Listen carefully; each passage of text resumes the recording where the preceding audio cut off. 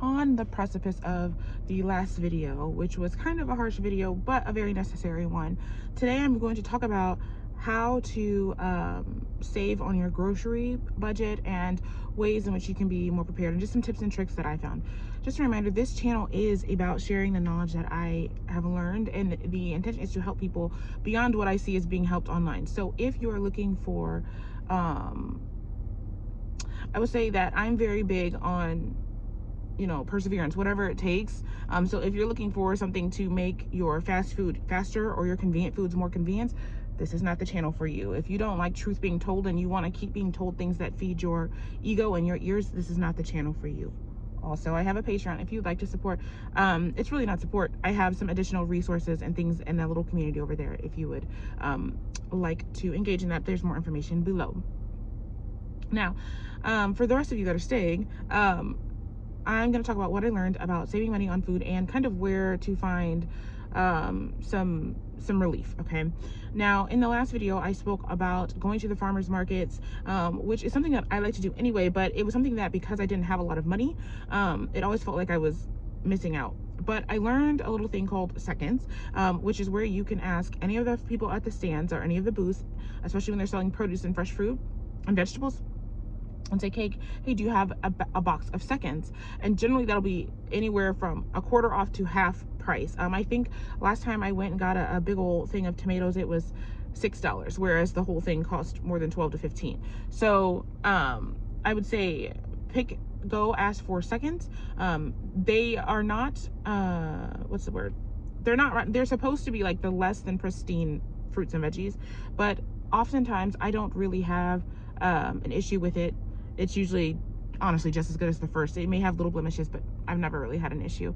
But I would say that the next thing I would say is check your local food pantries. But I'm not talking about, well, I mean, obviously check the food pantries that are actual food pantries, but there are lots of, I don't know what they're called, but they're like neighborhood food pantries where you don't have to go into a building, or, because like, so for those of you who have never struggled, okay, when you go to a food pantry, it's not just you walk in, you get your stuff, like it's a whole thing. Usually it's like there's an application process. You have to make out a certain amount. They want to know everything about you, and already you're dealing with an already kind of humiliating thing. Now, there's nothing to be ashamed of getting help, but it does feel like that, especially when you're working and you're doing everything that you can for your family.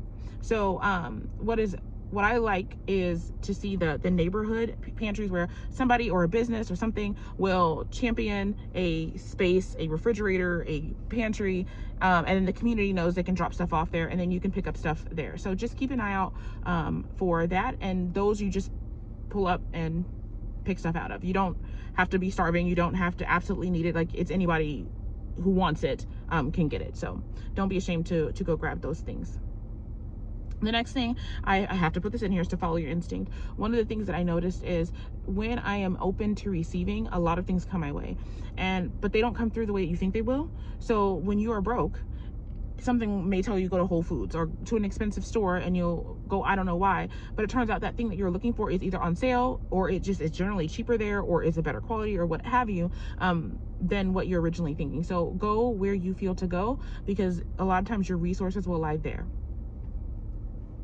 The next thing is to learn to cook from scratch. And this is something I think I've been tiptoeing around, because in my real life, I see a lot of people who are they just don't want to do it. They like, I don't want to garden, I don't want to do this. But like, the reality is, that is the thing that has eased my suffering the most. When I was poor and didn't know how to, I knew how to cook, but I didn't know how to cook from scratch. So, a lot of stuff is spent in buying prepackaged seasonings and prepackaged this and prepackaged that, and then recycling the same 3 recipes and being frustrated. But when I learned to make bread from scratch, when I learned how to garden, when I learned how to do all that stuff, all of my budget basically now goes to protein.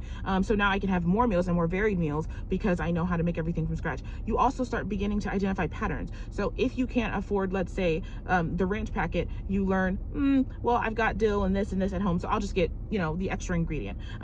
You start learning that what's in aisle 1 is the same as in aisle 3. It's just marked up a little higher. You start learning too that fresh produce is always cheaper, or generally cheaper, than frozen produce, or anything that is canned, even, or anything that takes effort to package. When it's in its raw state, that's usually the best way to go. So learning to cook from scratch. learning to garden, and I'm thinking I'm going to do a video on beginner seeds, but definitely learning to garden, even with the Dollar Tree seeds. So helpful. They grow beautifully. They're just fine. You can save seeds from them. I heard that I think it's like America's Best is the same as Fairy Morris, the one they sell in Lowe's. So I've not had an issue with them, but I would say definitely learning to cook from scratch, definitely learning to garden. And then when things are on sale, as you have a little bit of extra money, so let's say there's an onion, 75 cents, take it. Don't say I don't need an onion right now. No, you're building up your storage for abundance. And I think I'm going to do a video on that too, on abundance, but you're building up your stores for abundance. You're taking yourself out of the poverty mindset. To do that, you have to get things now that you don't need now, because if you wait till you need it, then that's continuing the pattern. Do you understand? So I hope this helped. I would love to talk with you in the comments. Have a great day. Until next time.